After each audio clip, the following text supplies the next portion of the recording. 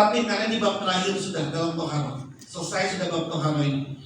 Yang kedua dari jenis fudalatus zohir adalah fima yuhdisu fil badan minal ajza. Sesuatu yang datang di dalam badan dari anggota-anggota badan tertentu. Apa contohnya? Yang pertama, sa'rur roksi, rambut kepala. Wala ba'sa bikhalqi, nggak apa-apa untuk mencukur rambut. Liman aradat tansif, kalau dia ingin membersihin. Tapi kalau kemudian dia tidak membersihkan, maka dia sebaiknya cukur botak. Kalau dia tidak bisa merawat rambutnya, maka sebaiknya dia mencukur tipis atau mencukur botak. Jadi boleh tidak memotong, boleh juga memotong. Nah, bahasa yang pertama di sini adalah wala ba'sa bikhalqi. Tidak apa-apa memotong. Kalau tidak apa-apa memotong berarti umumnya dipotong apa enggak rambutnya? Kan bahasa gini, wala ba'sa bikhalqi. Tidak apa-apa untuk memotong rambut. Kan kalau umumnya tidak apa-apa membotaki rambut gitu ya. Atau tidak apa-apa memelihara rambut. Tidak apa-apa memelihara rambut. Kalau bahasanya tidak apa-apa memelihara rambut, berarti umumnya orang adalah rambutnya botak. Tapi ini bahasanya tidak apa-apa mencukur rambut. Berarti umumnya orang tidak mencukur. Karena baginda Nabi sendiri itu rambutnya ini segini nih, sebahu. Nih rambutnya Nabi ini segini. Jadi nggak seperti Nabi itu botak, kemudian jenggotnya kayak gini, panjang, rambutnya botak. Enggak, itu Nabi begitu kalau lagi haji, lagi tahallul. Kalau lagi tahallul, habis umroh, habis haji, botak itu Nabi. Tapi setelah itu Nabi itu rambutnya segini. Ada baca semua, baca sejarah, baca sifat-sifat Nabi. Rambut Nabi itu kayak apa sih? Terus kemudian wajahnya kayak apa? Itu kan ada di kitab itu. Kalau tidak ada larangan untuk menggambar Nabi, udah bisa Nabi ini sekarang. Udah bisa Nabi ini ditunjukin. Nih Nabi Muhammad kayak begini bentuknya. Kenapa? Karena riwayatnya sangat detail. Bibirnya kayak apa, matanya kayak apa, pipinya kayak apa, terus rambutnya kayak apa, detail itu. Dan itu kalau dimasukin ke komputer langsung itu. Jangan komputer, pakai ini yang biasa aja juga orang udah bisa. Nabi itu rambutnya segini, rambutnya Nabi ini gitu. Jadi kalau kemudian ada orang rambutnya gondrong, di sini rambutnya gondrong preman. Kenapa preman? Karena rambut gondrong dulu dipegang sama preman. Maka sekarang kalau ada yang gondrong dianggap sebagai preman. Kenapa? Karena udah kacau nih, gitu ya.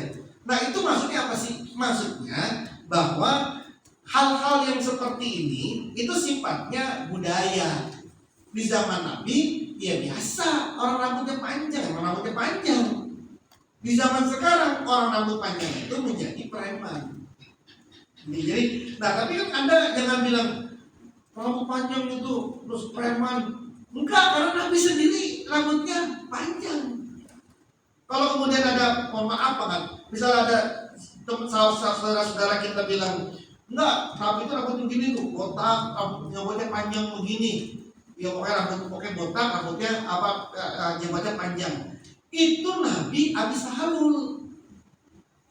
Yang sekarang dipakai nih sama saudara-saudara kita tuh, rambutnya pokoknya potong, panjang kayak botak, tapi jenggotnya dipelihara. Itu Nabi habis tahallul gitu. Setelah Nabi habis tahallul, ya udah rambutnya panjang lagi.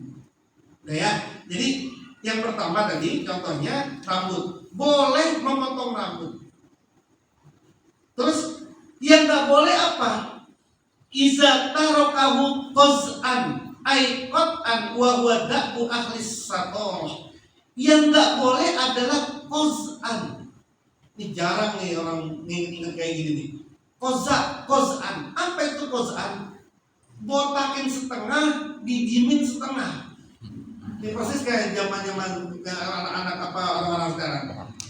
Da'bu ahlis satarah, kata Imam Ghazali, itu adalah kebiasaannya orang-orang yang terkutuk dan keji.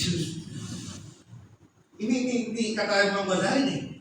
Qaz'an itu setengahnya digundulin, setengahnya itu cepat, setengahnya panjang.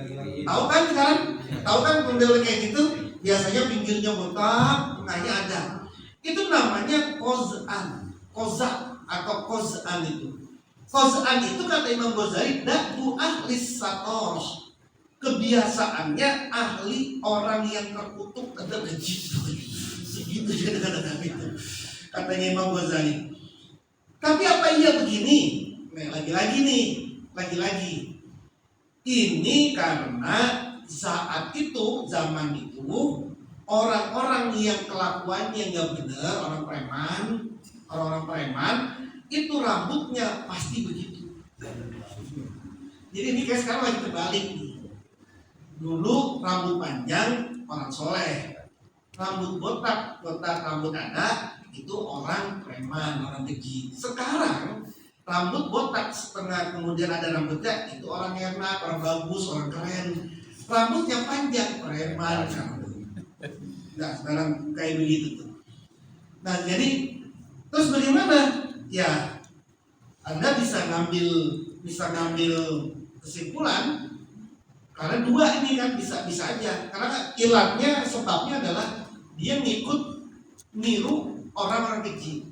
Nah sekarang tinggal dipahamin, orang yang rambutnya botak begini kemudian ada rambutnya itu kalau di zaman sekarang banyakkan orang yang premannya atau orang baiknya. Kalau misalkan masih banyakkan orang yang tidak baiknya, ya berarti jangan ikut kayak gitu. Karena itu berarti namanya tasabbuh. Gitu ya. Kan sama kayak begini. Hadratus Syekh Hasyim Asy'ari sama putranya Kiai Haji Abdul Wahid Hasyim, bapaknya Gus Dur, itu pernah beda pendapat. Kata Mbah Hasyim, tebuireng nggak boleh pakai celana. Haram hukumnya santri tebuireng, guru tebuireng, ulama di Jombang di tebuireng pakai celana. Tapi anaknya, putranya Kiai Abdul Wahid Hasyim, bapaknya Gus Dur ini pakai celana, pakai dasi lagi. Tuh Kiai Wahid Hasyim anaknya. Padahal bapaknya ada dosen haram hukumnya. Kenapa? Mbah Hasyim bilang begitu karena orang-orang yang pakai celana itu orang Belanda doang itu. Orang-orang Belanda sama orang-orang yang teman-temannya Belanda itu pakai celana. Kalau orang-orang kampung, orang-orang kampung, orang santri mah sarungan. Jadi kalau dia kemudian pakai celana, tasabbuh dengan orang Belanda. Nah, Kiai Wahid Hasyim karena dia ingin mainnya ini di level ya orang-orang pejabat-pejabat barat dan situ orang Belanda. Maka kemudian ya enggak lah Pak, masa kita niru-niru orang-orang niru-niru Belanda. Ini kan juga bagian dari ya kira-kira ngomong gitu lah. Akhirnya ya sudah dua-duanya nih. Jadi dua-duanya Pak, dua-duanya benar. Engkau boleh pakai celana, tapi jangan karena ngikut-ngikut Belanda, gitu ya. Kamu nggak boleh pakai celana karena kau ini bisa ngikut kayak Belanda. Itu pandangannya Hadratus. Karena ilatnya adalah engkau ini tidak boleh niru aksesoris pakaian orang yang bukan dari kita. Nah itu intinya begitu. Intinya tidak boleh niru pakaian yang dipakai oleh orang bukan kita.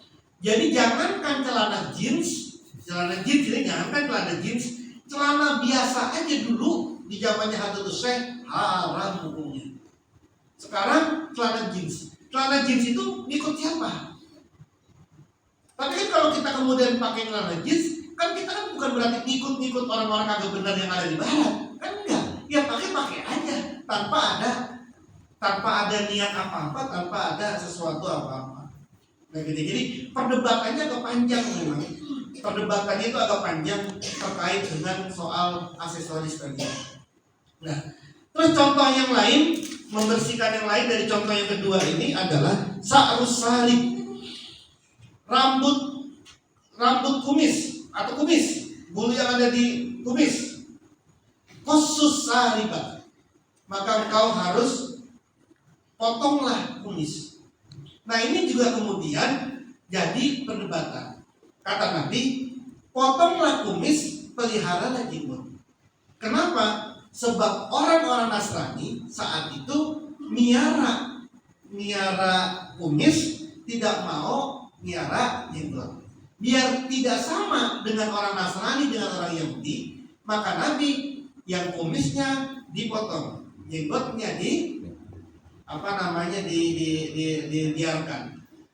Itu kenapa? Intinya Nabi saat itu nggak mau nyamain orang-orang yang ada di orang-orang yang menjadi musuhnya. Karena Nabi ini sifatnya nggak mau orang-orang ngikut sama orang-orang non muslim, nggak mau. Orang Yahudi punya hari sendiri, namanya hari Sabtu. Orang Nasrani punya hari sendiri, namanya hari Minggu. Maka Nabi memilih hari bukan Sabtu, bukan Minggu, tapi hari Jumat.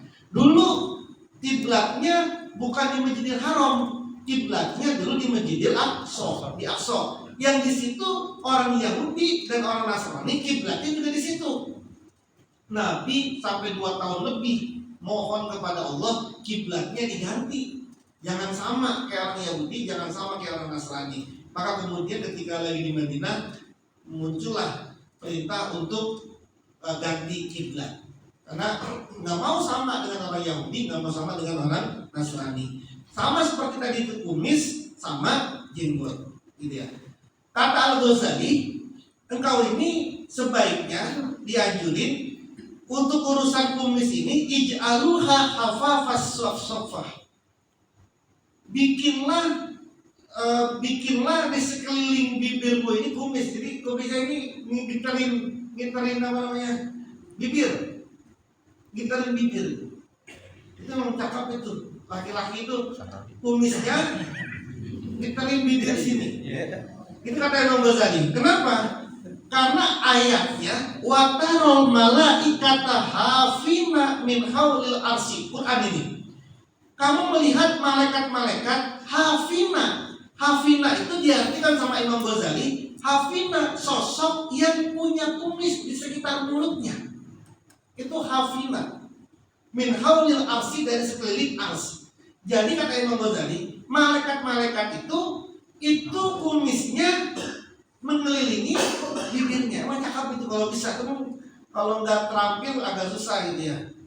Harus terampil gitu, harus bersih. Sehingga dia membentuk kumis di sekeliling di sekeliling mulut, di sekeliling mulut.